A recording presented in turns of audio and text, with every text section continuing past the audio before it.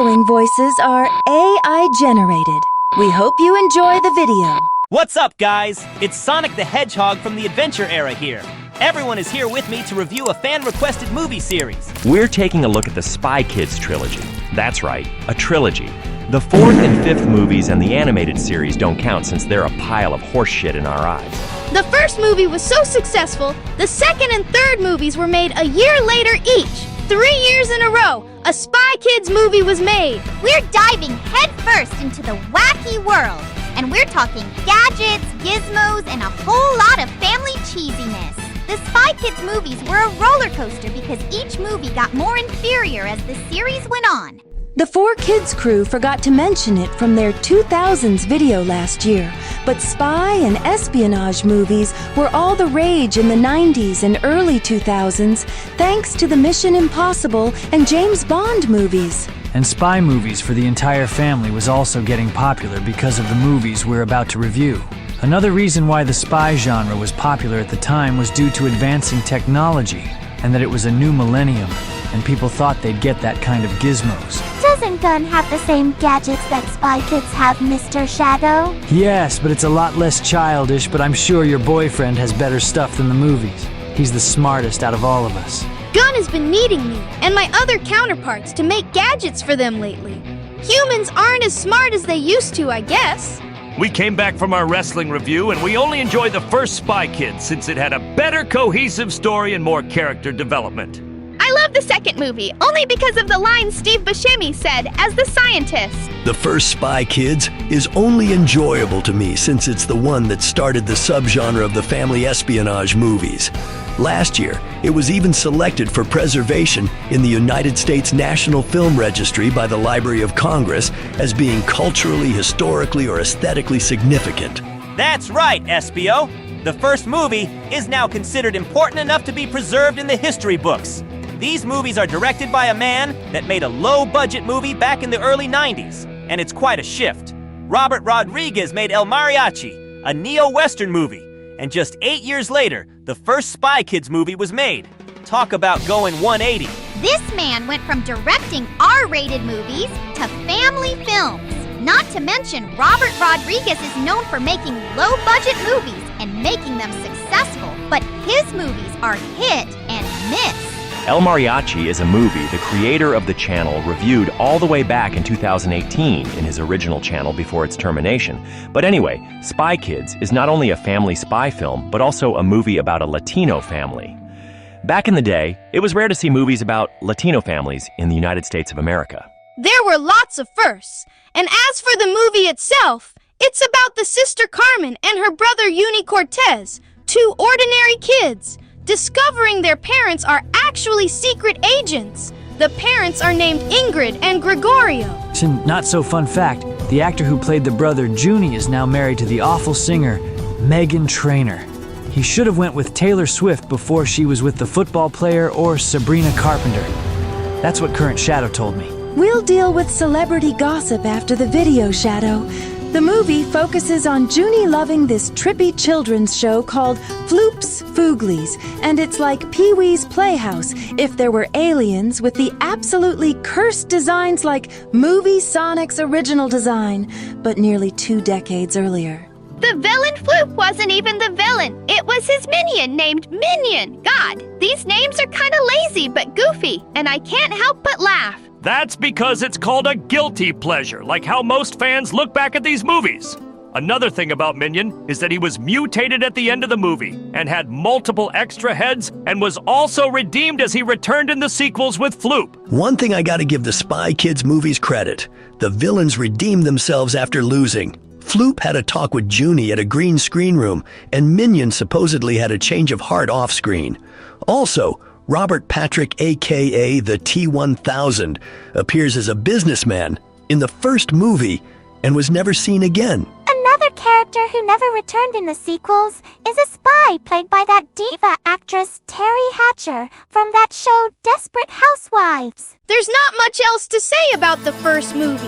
It's just 2 siblings saving their parents from a children's show host and a minion who made robot children to take over the world. And it was saved, and the Cortez family are all spies. eyes. Speaking of robot children, we better discuss on a potential show about a little human girl Terminator at some point in the spring.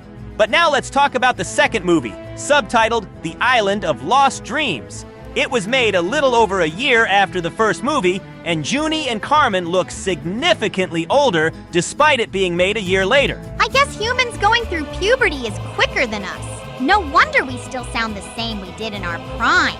Another thing we forgot to point out, in the first two movies, Carmen was a mean and sour older sister to Junie. She called him names in the first movie, and in the second movie, she was defending the new character and bad boy, Gary Giggles. What a dumb name, despite him being evil. As for the villain of this movie, it was a minor character from the first movie named Donegan, played by Mike Judge, the same guy who created King of the Hill and Beavis and Butthead. For some reason, they chose a fellow spy with no real justification for being a villain. It was weird and strange that a character who didn't really shine suddenly became a villain and had kids of his own who weren't in the first movie, and they're Gary and Gertie. Speaking of Gertie, she reminds me of a human version of Dixie Kong since her two ponytails hover like a helicopter, and the actress who played her eventually went on to be Lily Truscott from Hannah Montana. Another new character is the president's daughter Alexandra, played by the same girl who played Cindy Lou from the Jim Carrey Grinch movie. And of course, Steve Buscemi as the scientist that Charmy previously mentioned. The last couple of new characters are the maternal grandparents of Junie and Carmen. Wow, so many new characters, kinda like our channel later this year. As for the plot of the second movie, it has Mike Judge's character wanting world domination. The siblings Junie and Carmen had to find a device that could shut down pretty much all kinds of technology. And they went to the island and met the scientist Romero, who made the device, as well as mutated animals. The visuals and effects in this movie are a lot more interesting as they take inspiration from Ray Harryhausen, who made stop-motion animation way back in the day when visuals were choppy but satisfying. This movie was also one of the first to use high-definition digital video instead of traditional film, since it was in the early 2000s. And Robert Rodriguez got the idea from George Lucas, making Star Wars Episode 2, Attack of the Clones. I gotta admit, I loved the underwater scenes, and who could forget the little spider Mr. Junie had? But there were a bunch of dumb jokes, such as bringing back the shiitake mushrooms joke. Movie Eggman did it better, and of course the theme park was clearly a parody of Disneyland. There were even pointless scenes during the credits after the siblings had a concert for some odd reason. I guess they needed filler to squeeze out as much as possible despite the third and to us final movie coming out a year later. While the visuals are great, and the island itself is basically Angel Island with more dirt and skeletons, the movie should have been better, such as having more time introducing the new characters, like the grandparents, for example. It makes me wonder if these movies would have worked better as a live-action television series. Absolutely! If Netflix or any streaming services were around much sooner, and if TV shows had better budgets, we'd have a proper Spy Kids series, and not that shitty animated series. Also, let's show the fans that classic quote from Romero the scientist. Do you think God stays in heaven because he too lives in fear of what he's created? For a line that should have been in a more serious film, it's definitely a powerful line. It sticks out so much. Ever since I first heard about it, I kept pondering on God not wanting to be more involved since the Lord already did a lot in the Bible. I'm no religious figure, but I think God lives in fear because of the humans causing so much trouble in their world. That's a very philosophical point, Espio. I also think humans can go corrupt and make horrible decisions, and instead of God confronting them up front, he punishes them with calamities and other kinds of damnations. Here we go again with existentialism, but with God added in and in a review of kids' movies. Even though Spy Kids 2 is a decent movie to some, to us, it's a 4 or 5 out of 10. A watchable movie that's not good or bad. If that God quote wasn't in the movie, we would have given it a tiny bit lower rating. Another thing I wanted to point out is that there was McDonald's product placement in the first two movies. In the first movie, Miss Carmen used some kind of flashcard in a microwave and turned it into a Big Mac and fries. There's no way in hell young children would eat that much food. They'd throw up like Mr. Morgan Spurlock from Super Size Me. Ha! That's a fun point. Back then, the food was much bigger.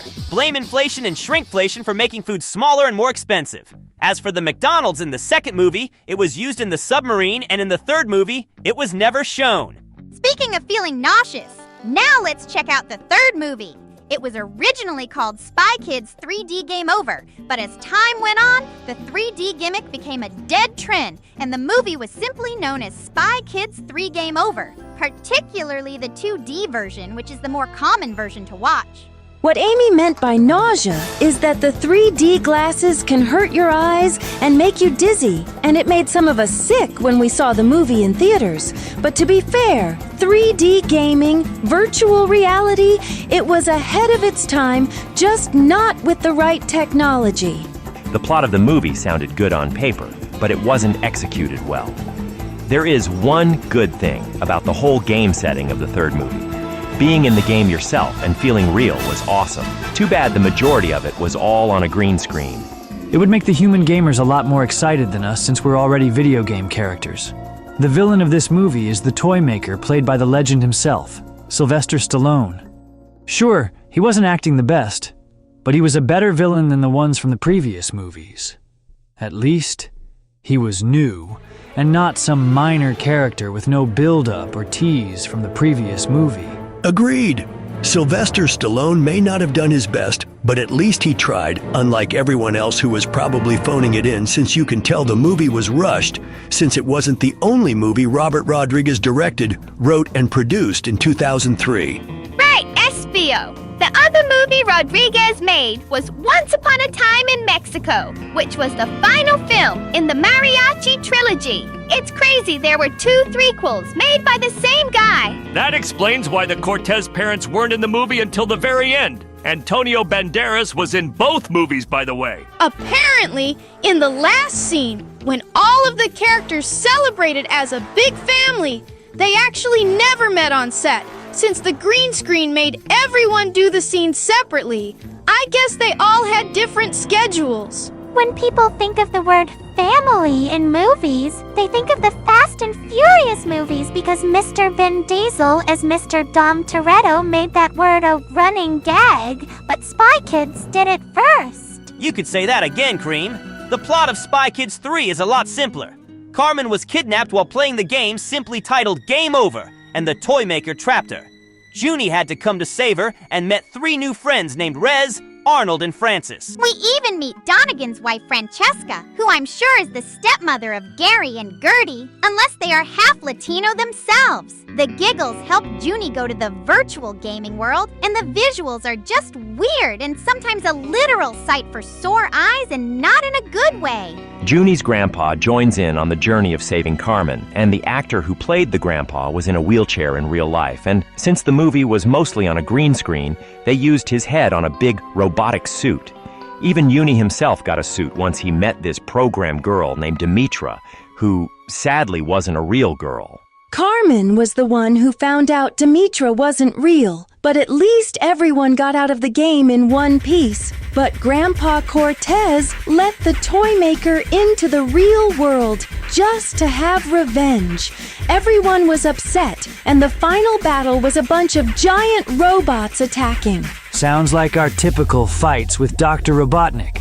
But since there were so many robots, Junie and Carmen summoned not only their family, but everyone else like Floop, Minion, the scientist Romero, Gary, Gertie, and even the robot kids from the first movie.